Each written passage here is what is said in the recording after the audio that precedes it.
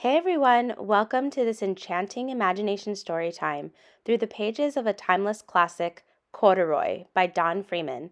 Today we embark on a delightful read-aloud adventure, rediscovering the heartwarming tale of a small bear's quest for a forever home. Join me as we dive into the magical world of Corduroy and Lisa, exploring themes of friendship, acceptance, and the joy of finding where you truly belong. Let's begin our storytime journey together.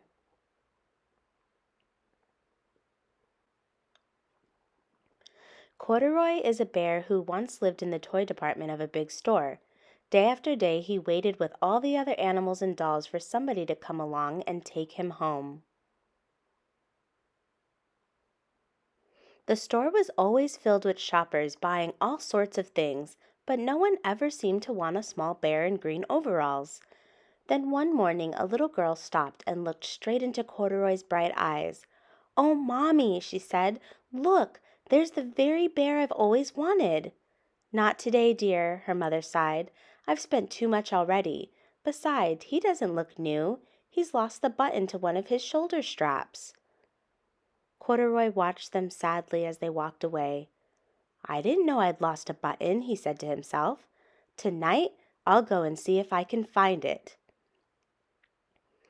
Late that evening, when all the shoppers had gone and the doors were shut and locked, Corduroy climbed carefully down from his shelf and began searching everywhere on the floor for his lost button. Suddenly, he felt the floor moving under him. Quite by accident, he had stepped onto an escalator, and up he went. Could this be a mountain? He wondered. "I think I've always wanted to climb a mountain."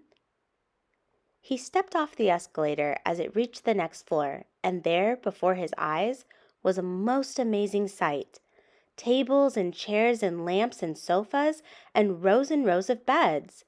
"This must be a palace," Corduroy gasped. "I guess I've always wanted to live in a palace." He wandered around admiring the furniture. "This must be a bed," he said. "I've always wanted to sleep in a bed." And up he crawled onto a large, thick mattress. All at once he saw something small and round. "Why, here's my button," he cried, and he tried to pick it up, but like all the other buttons on the mattress, it was tied down tight. He yanked and pulled with both paws until pop! Off came the button, and off the mattress Corduroy toppled. Bang! Into a tall floor lamp. Over it fell with a crash. Corduroy didn't know it, but there was someone else awake in the store. The night watchman was going his rounds on the floor above.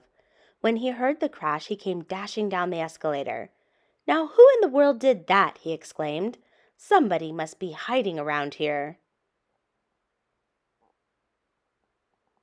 He flashed his light under and over sofas and beds until he came to the biggest bed of all, and there he saw two fuzzy brown ears sticking up from under the cover. "Hello," he said. "How did you get upstairs?" The watchman tucked Corduroy under his arm and carried him down the escalator, and set him on the shelf in the toy department with the other animals and dolls. Corduroy was just waking up when the first customers came into the store in the morning, and there, looking at him with a wide, warm smile, was the same little girl he'd seen only the day before. "I'm Lisa," she said, "and you're going to be my very own bear. Last night, I counted what I've saved in my piggy bank, and my mother said I could bring you home." "Shall I put him in a box for you?" the saleslady asked. "Oh, no, thank you," Lisa answered, and she carried Corduroy home in her arms. She ran all the way up 4 flights of stairs into her family's apartment and straight into her own room.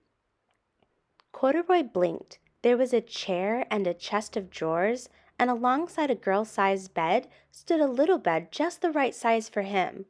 The room was small, nothing like that enormous palace in the department store. "This must be home," he said. "I know I've always wanted a home." Lisa sat down with Corduroy on her lap and began to sew a button on his overalls. "I like you the way you are," she said, "but you'll be more comfortable with your shoulder strap fastened." The end. As we close the chapters of Corduroy, I hope you enjoyed this nostalgic tale as much as I did. If you loved our journey, don't forget to like, subscribe, and share this video with fellow story enthusiasts. Let me know in the comments which classic tale you'd like to explore next.